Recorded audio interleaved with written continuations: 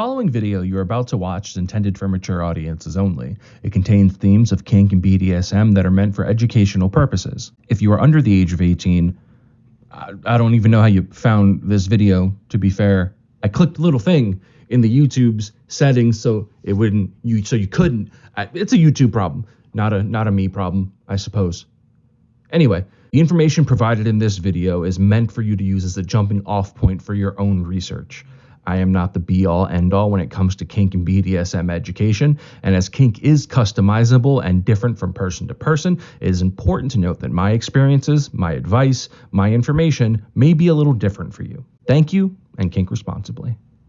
Welcome to Kink-Ed, the show where I take a BDSM term or practice and break it down and explain it for your education. My name's Thomas Alley, and today we're going to be talking about a little something simple, a little something often requested, but can go very badly, very quickly if you don't know what you're doing. I'm talking about this. I don't know anything about YouTube's algorithms just yet. I don't know if I'm allowed to say it, but you know what? Let's just call a spade a spade. I'm talking about choking. That's right, we're talking about choking, also referred to as breath play. It's something that comes up a lot when it comes to kink conversations, pop culture, movies, TV. I mean, we've all seen 50 Shades of Grey, which, like, it's terrible. Don't follow that movie. Just don't do that. But here's the thing. It's risky. It's very risky. So if you're interested in it, let's jump right into it and break it down with care, consent, and another C. I had to look at my script. It's communication. The other C was communication. Be sure to have your chats with your partner, and if you're practicing SSC, rack, prick, make sure all these things are in place. Which, come to think of it, you should Google those terms if you're just starting out. Like, I'll make a video about them in particularly eventually, but like, look them up. Matter of fact, that's Mr. Thomas's Google it for this week. Look up SSC, rack, and prick before doing any of the stuff we're about to talk about. Hey guys, future Thomas here. Or depending on when you're watching this video, past Thomas, I guess technically, Thomas from somewhere in the time-space continuum here, interrupting this video because I made a bit of an oopsie doodle. In my original script for this video, I failed to mention a thing when it comes to SSC. SSC is a bit of an antiquated term within the kink and BDSM communities. It's not used popularly anymore, and that is because it's a bit controversial due to its ableist nature. I will deep dive into that just a little bit more when I do my series of video on SSC, rack, prick, what they are, what they mean, where they come from, and how to use them effectively. But I did want to educate you on what SSE is, because it is something you might come across when you're reading some older internet articles, when you're reading some older books, when you're doing your research. It is a term you might see, so I wanted to let you know what it is. But I should have gone into a little bit more detail, which is why I'm doing this while I'm in the middle of editing. So now back to other me, past me, before now me. The more you know. Now, let's talk about what choking actually is. Now, when people talk about this, they're usually talking about two types of restriction. That's either airway restriction, which targets the trachea at the front of the neck, or they're talking about blood flow restriction, which targets the carotid arteries at the side of the neck. And the thing is, one is slightly safer than the other, but they're both risky, so just don't be stupid.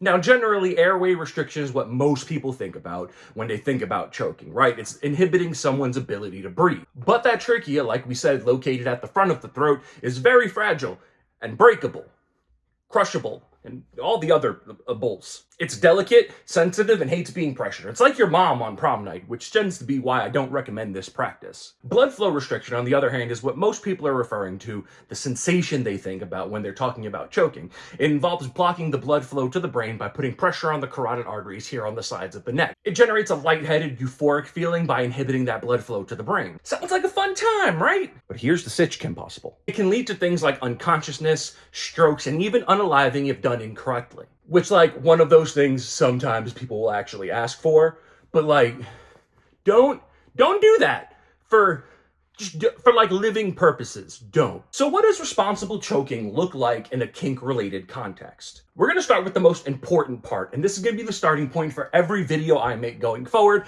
and I'm going to repeat it and shout it from the rooftops until it's drilled into everyone's skulls. Say it with me. Consent is key. This isn't something you just spring on someone mid-scene. It's not something you try because you read about it online or in a book or you saw it in a movie. You need to have an in-depth conversation. This involves the risk, the boundaries, the safeguards you have in place. Listen, consent here does not mean yes. Consent here means an informed, educated decision.